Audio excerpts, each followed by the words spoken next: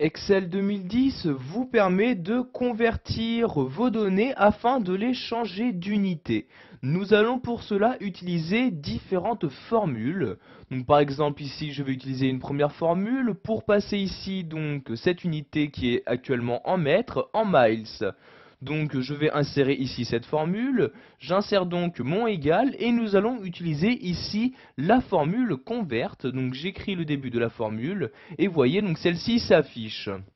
Il s'agit donc de celle-ci, je double-clique donc dessus. Donc en tant que premier argument, nous allons insérer le nombre. Donc ici il s'agit de ce nombre-là, donc 10 000 mètres, 10 km. Donc je clique ici sur la cellule en question.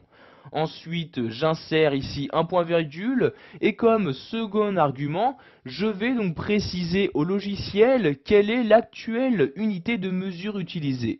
Donc ici, il s'agit des mètres, donc je vais maintenant descendre pour ici donc afficher les mètres. Donc voyez les mètres, il s'agit ici donc de compteur. Je double-clique donc dessus pour l'insérer. J'insère maintenant un autre point virgule et je vais insérer donc le dernier argument. Donc il s'agit de l'unité que je souhaite utiliser. Donc ici il s'agit des miles. Donc il s'agit de cette unité-ci. Je double-clique donc dessus également pour l'insérer dans ma formule. Maintenant, il ne me reste plus qu'à fermer la parenthèse et appuyer sur la touche Entrée de mon clavier. Et nous avons maintenant la conversion. Donc ce qui correspond ici à 10 km correspond à 6,2 miles. Donc vous pouvez faire ceci également par exemple pour les unités de température. Pour passer une valeur en degrés Celsius en degrés Fahrenheit, je vais donc ici insérer la formule dans cette cellule. J'insère donc ici un égal. Je commence à écrire la formule convert. Donc ici cette formule, je double-clique dessus pour l'insérer. Puis je sélectionne en premier argument le nombre en question. Puis j'insère un point virgule. Donc ici, je vais trouver dans cette liste-ci donc les Celsius. Donc je descends à l'aide de l'ascenseur ici présent à droite et je vais trouver donc ici les Celsius. Donc ici degrés Celsius comme vous pouvez le voir, je double-clique donc pour insérer ce deuxième argument. J'insère de nouveau un point virgule et maintenant le troisième argument.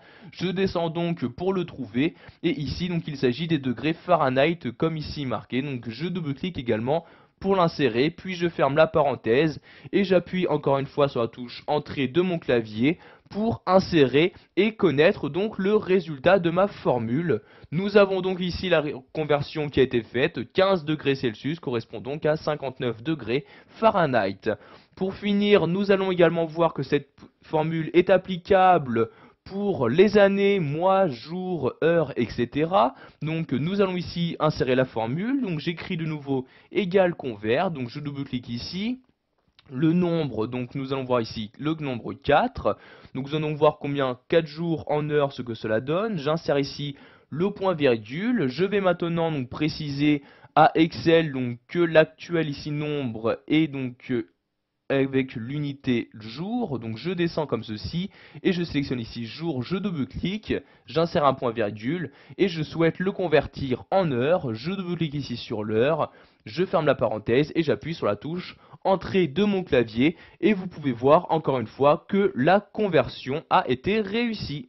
Voilà, vous avez maintenant la possibilité de changer vos données d'unité grâce à une fonction proposée par